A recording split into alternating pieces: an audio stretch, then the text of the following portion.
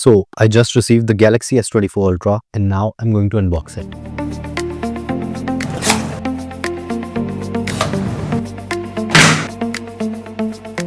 So as you can see, I have this device in titanium grey color. It looks super sleek. The corners are sharp unlike the Galaxy S25 Ultra. On the right side, it's got two buttons, the volume rocker and the power button.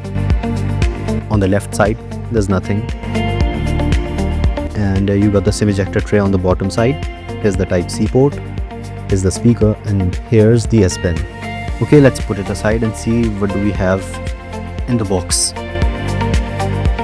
Here is a manual.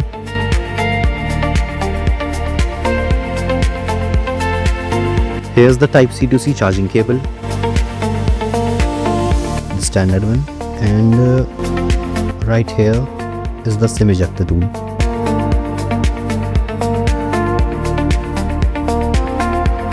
And now let's take a look at the device. Let's turn it on.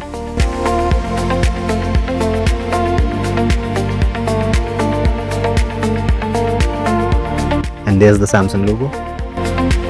And this was the final S Pen with the Bluetooth functionality. And now let's quickly set up the device. So it's got a 4-camera setup on the back. Okay, now the setup is done. As you can see, out of the box, it comes with a basic One UI 6 upgrade.